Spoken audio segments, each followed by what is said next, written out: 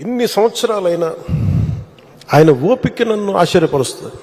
అసలు ఆయన మనసు మైండ్ నిరంతరం పనిచేస్తూనే ఉంటుంది. ఇందాక మన క్యాబినెట్ మీటింగ్ లో కూర్చున్నప్పుడు అసలు ఈయనకి ఓపిక ఎక్కడి నుంచి వస్తుంది అని అర్థం కాదు. విపరీతమైన ఓపిక, కాన్స్టెంట్ గా బ్రెయిన్ తిరుగుతూనే ఉంటుంది, సొల్యూషన్స్ ఇస్తానే ఉంటుంది.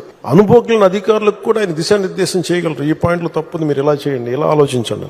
అలాంటి దాంతో పాటు శారీరకంగా ఆయన పడే కష్టం ఓ 25 ఏళ్ల యువకుడు కూడా కష్టపడ్డాడు. మనసు మేధస్సుతోటి నలుగుతూ శరీరాన్ని కూడా అంత కష్టపెట్టడం అంటే నాకు మొన్న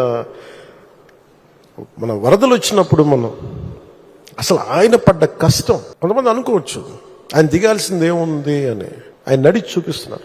బాధ్యత గల వ్యక్తి ఎలా ఉంటారో ఆయన చేసి నడిచి చూపించారు. ఆయన పవన్ కళ్యాణ్ గారు మాట్లాడినప్పుడు నాకు గత చరిత్ర జ్ఞాపకం వస్తా ఉంది. 100 రోజుల పొరుపు. ఈ రోజు ఒక్కసారి చూస్తే ఆ రోజుల్లో ఎంత భయంకరమైన పరిస్థితులు అంటే, నన్ను అరెస్ట్ చేసిన రోజున పవన్ కళ్యాణ్ గారు హైదరాబాద్ నుంచి ఇక్కడికి రావాలంటే ఫ్లైట్ క్యాన్సిల్ చేశారు. ఎంత పట్టుదల ఉంటుందంటే, ఫ్లైట్ మీరు క్యాన్సిల్ చేస్తే నేను పోలేనా అని చెప్పి నేరుగా బై రోడ్డు వచ్చాడు. రోడ్లో వస్తే నందిగామలో మొత్తం రోడ్డు అంతా బ్లాక్ చేసి పక్కన తిరిగినా రానియకుండా చేస్తే రోడ్డు మీదనే పడుకొని ధర్నా చేశాడు.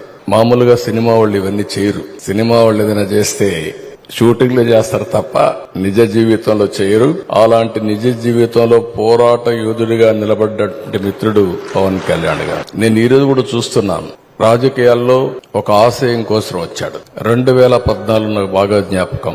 తెలుగుదేశం బీజేపీ పొత్తు పెట్టుకున్నాం. పొత్తు పెట్టుకున్న సందర్భంలో పోటీ చేయకుండా ఎన్డీఏ గెలవాలి, ఇప్పుడు నేను పోటీ చేస్తే ప్రభుత్వ వ్యతిరేక ఓటు చీలుతుంది కాబట్టి చేయకూడదని నిర్ణయం తీసుకుని ఆ రోజు పోటీ చేయకుండా అందరి అభ్యర్థుల కోసం పనిచేసిన వ్యక్తి పవన్ కళ్యాణ్ గారు. నేను ఎప్పుడూ మరిచిపోలేనది.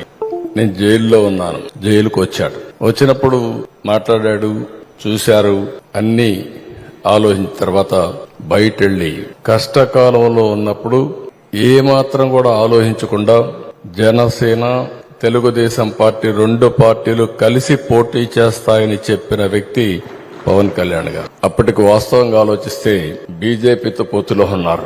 మళ్ళా అక్కడ ఒక మాట చెప్పాడు, నేను బీజేపీతో పొత్తుంది, వ్యతిరేక ఓటు చేయడానికి వీలు లేదు, కాబట్టి పొత్తు మాత్రం తెలుగుదేశంతో ఉంటుంది, బీజేపీని కూడా ఒప్పించి అలయన్స్ లేకి తెస్తామని చెప్పిన వ్యక్తి పవన్ కళ్యాణ్ గారు. క్రానలాజికల్ గా మనం చూస్తే ఒకటి తర్వాత ఒకటి మేమిద్దరం చూశాం, ఒకే ఆలోచన చేశాం. ప్రజలు గెలవాలి, రాష్ట్రాన్ని మళ్లీ పునర్నిర్మాణం చేయాలి, ఒకే ఆబ్జెక్టివ్.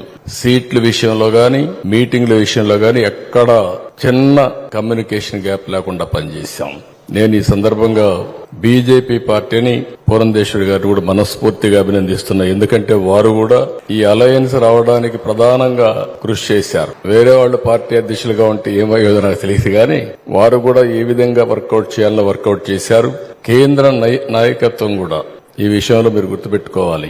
నేను పవన్ కళ్యాణ్ గారు ఒక అగ్రిమెంట్ కు వచ్చాం. మేము ఇక్కడ ఒక ప్రెస్ కాన్ఫరెన్స్ పెట్టి ఎవరెవరు ఎన్ని సీట్లు పోటీ చేస్తాం చెప్పేశాం. కేంద్రం ఒకసారి మాట్లాడాలంటే కేంద్ర నాయకత్వం బీజేపీ, నేను ఆయన ఇద్దరం ఢిల్లీకి వెళ్ళాం. పోయినప్పుడు వాడు మాట్లాడినప్పుడు ఒకే మాట చెప్పారు, అందరం కలిసి పోటీ చేస్తే బాగుంటుంది, అందరం కలిసి చేద్దామని అమిత్ షా గారు, నడ్డా గారు ప్రపోజల్స్ పెట్టినప్పుడు మేమిద్దరం కూడా ఒకే అభిప్రాయానికి వచ్చాం.